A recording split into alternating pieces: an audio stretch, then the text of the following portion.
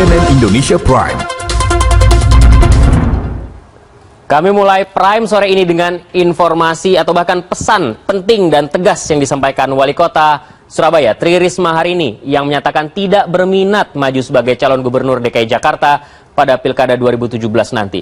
Untuk itu Risma berencana menemui Ketua Umum PDI Perjuangan Megawati Soekarno Putri di Jakarta. Kader PDI Perjuangan ini tetap ingin menjadi Wali Kota Surabaya sampai tugasnya selesai. Oh iya.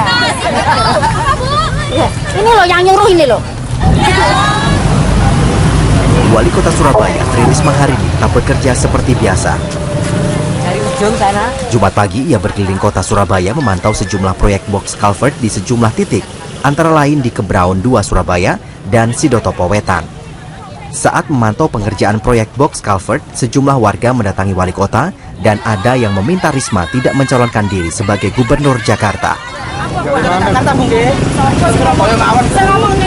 Terkait Pilkada DKI Jakarta, Risma menyatakan masih ingin menyelesaikan tugasnya, mengemban amanat rakyat Surabaya hingga 2020 mendatang. Nggak setuju, Mas. Kenapa? Soalnya Surabaya enak di Surabaya, Bu Risma. Surabaya biar maju, lebih maju. Biar indah gitu. Ya, pembangunannya lebih merata gitu.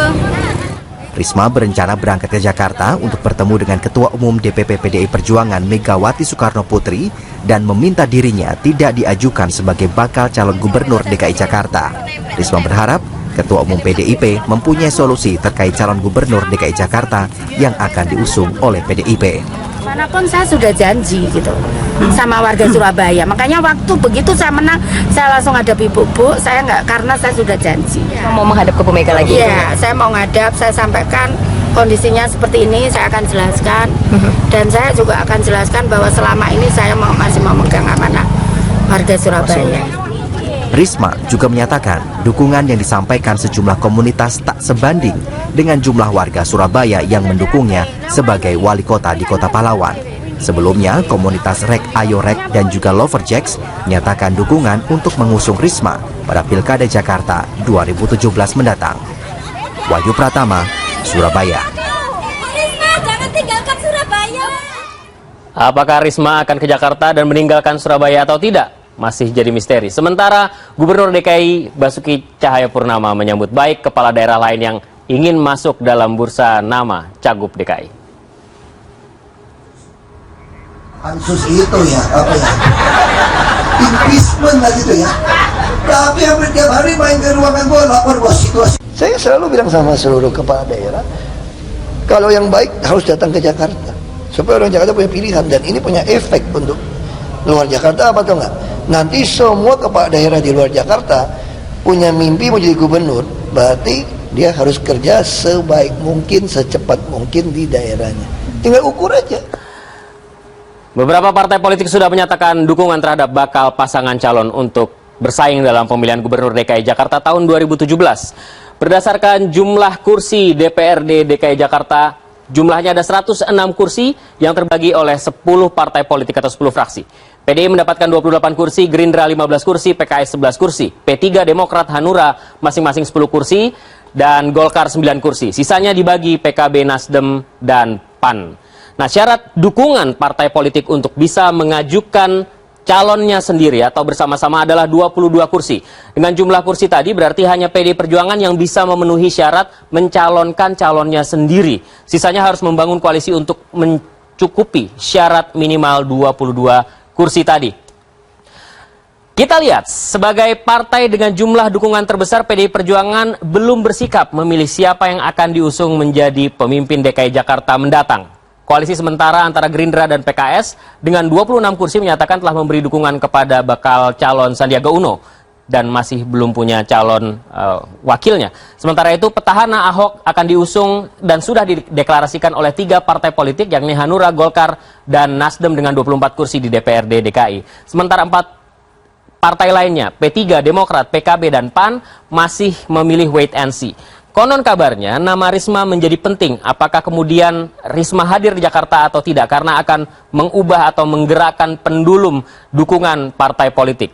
Apakah jumlah atau koalisi besar menentukan kemenangan pasangan? Tidak juga, karena sebelumnya kita tahu bersama di Jakarta, Voke dan Nara, pasangan ini didukung oleh koalisi gemuk, tapi kemudian akhirnya kalah juga oleh pasangan Jokowi-Ahok. Gerakan Indonesia Berantas Mafia Narkoba menyayangkan sikap reaktif 3 institusi yang melaporkan Haris Azhar ke polisi.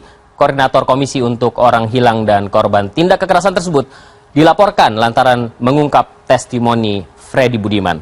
Gerakan yang terdiri dari sejumlah aktivis ini juga mendesak Presiden Joko Widodo untuk membentuk tim independen berantas mafia narkoba. Tim independen tersebut hendaknya mewakili kewenangan dalam menindaklanjuti informasi mengenai keterlibatan aparat penegak hukum dalam sindikat narkotika seperti testimoni Freddy Budiman yang diungkap Haris. Gerakan ini juga meminta upaya kriminalisasi terhadap Haris dihentikan. Tentunya menyampaikan hal yang serupa, tetapi catatan yang dirilis oleh Koordinator Kontras Haris Azhar ternyata berbuntut panjang.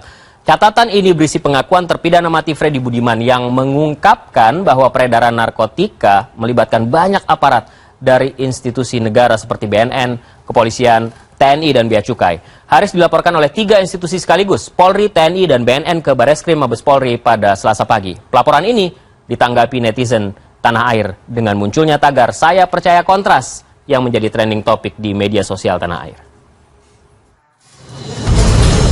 Catatan yang dirilis ke publik tentang pengakuan terpidana mati Freddy Budiman ternyata menimbulkan implikasi hukum bagi Koordinator Kontras, Haris Azhar.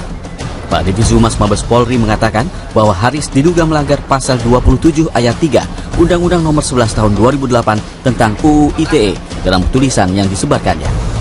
Atas dasar inilah kemudian muncul tagar "Saya Percaya Kontras" yang menjadi trending topik di media sosial tanah air. Gerakan ini diinisiasi para netizen yang mendukung langkah Haris Azhar membuka pengakuan Freddy Budiman ke publik. Sebelumnya, Haris menceritakan pengalamannya saat bertemu terpidana mati kasus narkoba Freddy Budiman di Lapas Nusa Kambangan 2 tahun lalu. Gembong narkoba ini membeberkan keterlibatan aparat negara, termasuk perwira tinggi polisi dalam penyelundupan dan peredaran narkoba di Indonesia kepada Haris. Dalam keterangannya, Jumat 29 Juli 2016 lalu, Haris mengaku siap bertanggung jawab dan menanggung resiko atas keterangannya. Namun ia menolak ketika diminta membuktikan pengakuannya. Tugas pembuktian itu tugasnya penegak hukum, tugasnya negara, bukan tugas saya.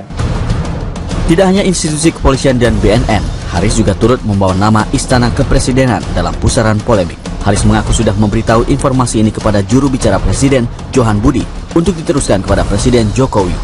Namun tidak ada tanggapan sama sekali dari Istana. Reaksi Istana yang lambat disayangkan sejumlah pihak. Nah, mengapa tidak direspon cepat? Selain soal alasan komunikasi, kemungkinan juga memang Istana tidak cukup tertarik dengan cerita ini. Namun, melalui juru bicara Presiden, Istana mengapresiasi catatan Haris Azhar ini. Presiden juga meminta aparat untuk menjadikan informasi ini untuk melakukan pembenahan di dalam institusi penegak hukum. Budi Adiputro, CNN Indonesia. Langit-langit stasiun mendadak ambruk dan membuat panik pengguna kereta bawah tanah di Tiongkok. Sementara seorang mantan petinju menantang Donald Trump bertarung tinju. Informasinya kami rangkum dalam Kilas Dunia berikut. Insiden ambruknya plafon stasiun kereta bawah tanah terekam kamera CCTV stasiun Siping, Shanghai. Dari catatan waktu di video, insiden tersebut terjadi sekitar pukul 2 siang tanggal 29 Juli lalu. Kejadian itu membuat panik sejumlah pengguna kereta yang melintas. Beruntung tidak ada yang terluka. Departemen Pertahanan Amerika Serikat Kamis waktu setempat merilis video serangan udara di Manbij, Suriah. Serangan di pertengahan Juli itu menargetkan basis pertahanan ISIS.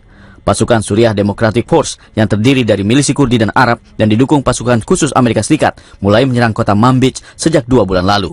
Militer Amerika mengklaim telah menguasai 70% kota di perbatasan Suriah-Turki itu.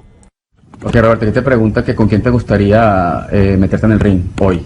Bueno, hoy en día, así como estoy yo, me gustaría meterme con Donald Trump, para decir verdad, para ver si Donald Trump aguanta de verdad, para ver cuántos latinos va a deportar después que yo le dé un keo. Inilah jawaban petinju senior Roberto Duran menjawab tantangan aktor Edgar Ramirez tentang siapa yang paling ingin ia tantang bertinju saat ini. Live chat dialog Duran dan Ramirez ini digelar untuk promosi film terbaru tentang tinju. Roberto Duran, petinju berusia 65 tahun kelahiran Panama, mengaku sangat ingin bertarung tinju dengan kandidat presiden dari kubu Republik, Donald Trump. Sejak awal kampanye, Trump memicu polemik lewat rencananya mendeportase imigran Amerika Latin jika ia terpilih sebagai presiden. Unjuk rasa ribuan mahasiswa di Santiago, Chile mengecam kebijakan reformasi pendidikan berujung bentrok di jalanan Santa Rosa. Pengunjuk rasa melempari polisi dengan batu dan dibalas dengan tembakan water cannon dan gas air mata. Aktivis demonstrasi Chile mengecam kekerasan tersebut.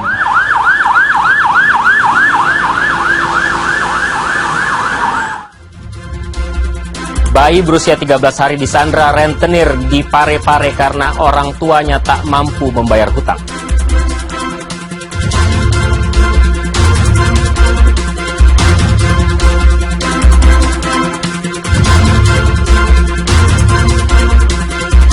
Genderang perang melawan narkoba kembali ditabuh. 100 kg sabu dan 120.000 butir ekstasi disita dari Jakarta dan Riau. Sesaat lagi di CNN Indonesia Prime.